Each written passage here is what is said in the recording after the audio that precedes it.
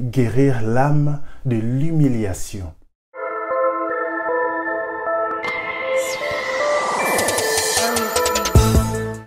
Bonjour, bienvenue dans Découvre ta destinée. Nous continuons notre série sur guérir l'âme de ses blessures. Ici dans cette chaîne, nous parlons de la destinée, du parcours de la vie. Comment tu peux atteindre le but de ta vie. Comment tu peux enfin trouver le bonheur. Parce que lorsque tu atteins le but, tu trouves le vrai bonheur. Ce n'est pas le mariage qui donne le bonheur. Ce n'est pas l'argent qui donne le bonheur. Mais c'est lorsque tu atteins le but pour lequel tu existes. Alors, nous continuons notre série, bien entendu, sur guérir l'âme de ses blessures. Et aujourd'hui, nous parlons de guérir l'âme de l'humiliation. On peut subir l'humiliation. De prime abord, l'humiliation n'est pas l'humilité. L'humilité, c'est lorsqu'on décide soi-même de se contraindre, de se restreindre, de ne pas se sentir au-dessus des autres, mais de réprimer tout sentiment d'orgueil. Par contre, l'humiliation, c'est lorsque on est rabaissé par quelqu'un ou par des circonstances. Lorsque quelqu'un décide de vous rabaisser, lorsque les circonstances vous rabaissent, lorsqu'il y a un scandale, vous vous sentez humilié, vous êtes rabaissé. Ou lorsqu'un proche cause aussi un scandale et que vous êtes attaché à cette personne, vous vous sentez rabaissé. Et à cause de l'humiliation, vous allez vivre dans la honte. Vous n'osez pas vous regarder dans le miroir. Vous vous sentez humilié, vous êtes dans l'embarras. Vous vous sentez mal, vous déprimez. Vous avez envie de disparaître. Vous n'osez plus faire quoi que ce soit. Il y en a qui se retirent même.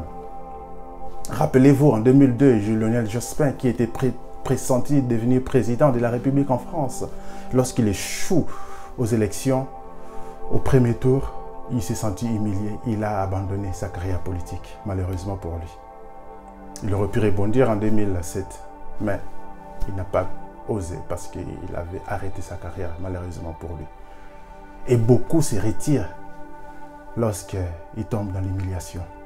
Je me rappelle d'un chanteur adorateur congolais qui, par un scandale aussi, a déclaré sur ses réseaux sociaux qu'il s'est retiré de la scène, malheureusement. Parce que lorsqu'on est humilié, on n'a plus envie. On a envie de disparaître, on n'a plus envie d'oser. On a honte, on est dans l'embarras, on a envie de se cacher.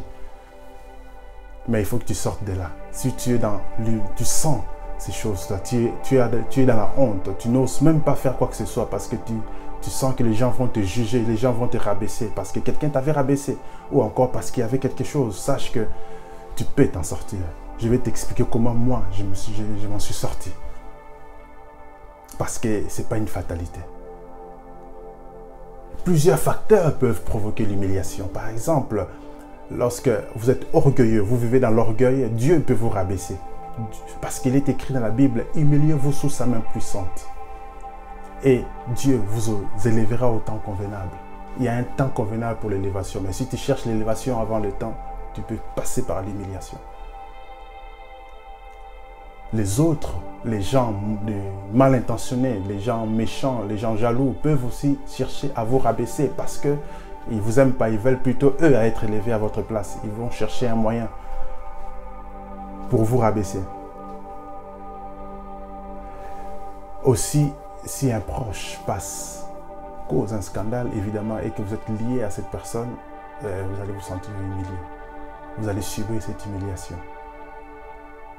Et voilà pourquoi vous allez vous demander, mais qu'est-ce qui cause réellement cette humiliation? D'abord, l'échec.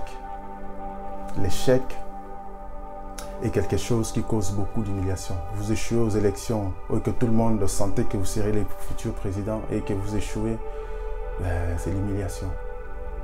Lorsque votre club préféré du football perd 8-0 en Ligue des Champions, vous vous sentez humilié.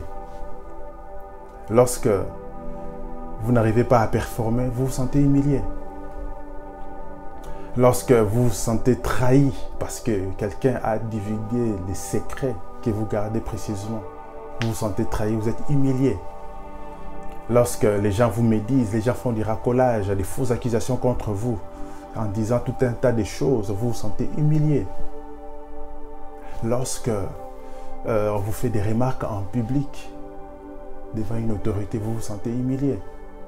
Mais ça arrive aussi, vous êtes connu, vous êtes célèbre, vous êtes une autorité et que en public, vous manifestez des faiblesses. Ça peut être humiliant. Je me rappelle d'un président français qui s'est fait insulter et lui aussi il a répondu par l'insulte.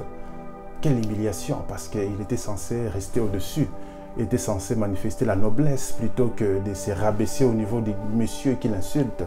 Pour insulter aussi, répondre insulte par insulte. Il était censé montrer plus de maîtrise de soi, plus de charisme. Il aurait pu répondre différemment. Donc, tout ça, ça crée ce qu'on appelle l'humiliation. Mais comment s'en sortir alors? Je te pose des questions, mais je suis dans la honte, je n'ose plus faire quoi que ce soit parce que les gens m'ont fait des remarques, les gens m'ont fait ceci, c'est là. Comment je peux m'en sortir? Je peux t'assurer que tu peux t'en sortir. Ce n'est pas une fatalité.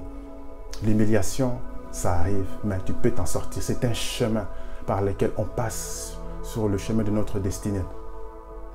Je m'excuse pour la tautologie, mais c'est un chemin, on passe tous par là. Jésus est passé par là, les apôtres sont passés par l'humiliation. Pierre, on se rappelle de ces grands apôtres, il est passé par l'humiliation. Je suis passé par là aussi. Oui, je suis passé par l'humiliation. Je peux vous assurer que j'avais envie de me cacher, j'avais envie de disparaître, j'avais envie de ne plus faire quoi que ce soit. Mais j'ai posé certains actes qui m'ont permis de m'en sortir et de sortir de là très rapidement. Je vais vous expliquer cette clé, comment sortir de l'humiliation et vivre sa vie de manière épanouie et continuer à être une bénédiction pour les autres. Numéro 1, il faut assumer. Quand l'humiliation arrive, il faut assumer. Si parce que tu as mal performé, il faut assumer que j'ai eu tort, je n'ai pas fait ce qu'il fallait. Il faut assumer. Si tu as causé un scandale, il faut assumer devant les gens que tu as scandalisés. Tu as scandalisé un public, assume devant ton public. Tu as scandalisé devant ta famille, tu as fait du tort, ça a créé l'humiliation, assume devant ta famille. Tu as connu l'humiliation dans une église en faisant quelque chose ou, je ne sais pas, un scandale ou quoi que ce soit, assume devant l'église. Il faut assumer. C'est très important parce que lorsque tu assumes, tu reconnais tes torts. C'est très puissant parce que tu vas inverser la tendance. Là où les gens t'accusaient, là où les gens se plaignaient de toi à cause de ce que tu as fait, parce qu'ils ont mal au cœur aussi, ils sont touchés. Il faut le comprendre, ils ont mal au cœur, ils sont touchés, ils parlent, ils se plaignent de toi. Spirituellement, c'est une pesanteur contre ta vie. Mais lorsque tu assumes, tu viens devant ces gens en reconnaissant tes torts, tu inverses la tendance. Là où les gens se plaignaient de toi, ils vont avoir compassion de toi. Ils vont comprendre que tu es passé par un temps de faiblesse, un moment où tu n'as pas eu la lucidité, tu es passé par la confusion, tu as été faible, tu reconnais tes torts et tu vas inverser la tendance. Et les gens vont avoir compassion de toi. Là où il y avait des plaintes qui montaient vers toi, il y aura des prières qui vont monter vers toi. Il y aura des soutiens et ça va t'aider à te relever très rapidement. C'est très important de commencer par assumer. Alors, quand tu finis d'assumer, la deuxième des choses à faire, c'est de te pardonner toi-même. Il faut te pardonner. Tu n'es pas un robot. Tu n'es pas Superman. Superman, c'est du cinéma. Mais dans la vraie vie, on se retrouve dans un moment de faiblesse. Même les plus grands ont des faiblesses. Alors, tu dois te pardonner toi-même. Pardonne-toi. Et reconnais que tu es un être humain qui a des capacités, bien entendu. Et que ça arrive et que ça peut arriver. Tu dois te pardonner toi-même. Arrête la culpabilité, arrête de te cacher, arrête la honte. Alors, pardonne-toi. Parce que si tu ne te pardonnes pas, tu vas rester à la culpabilité. Tu vas culpabiliser, tu vas te ronger toi-même, tu vas déprimer et tu vas rester par terre.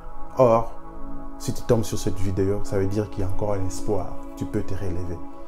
Tu dois te pardonner, même si tu as fait du tort, même si tu as fait des choses incroyables. Pardonne-toi et relève-toi. Et lorsque tu vas te pardonner, tu vas avoir la force de pardonner aussi à ceux qui parlent. Ceux qui parlent, c'est normal qu'ils parlent. Parce que lorsque il y a un scandale, ils sont touchés. Lorsqu'il y a quelque chose qui se passe, ils sont aussi touchés. Et ils parlent, les gens parlent. C'est normal, les gens parleront toujours. Mais tu dois les pardonner. Tu ne dois pas les en vouloir parce qu'ils ont parlé. Oh, tel aussi a parlé. Oui, il a parlé. Ben oui. C'est normal, les gens parlent. Mais il faut les pardonner parce que tu dois avancer. Si tu ne le pardonnes pas, tu restes prisonnier. Rappelez-vous de comment guérir de l'amertume. On peut commencer par le pardon. C'est très important. Tu pardonnes à ces gens-là. Tu pardonnes à toutes ces personnes.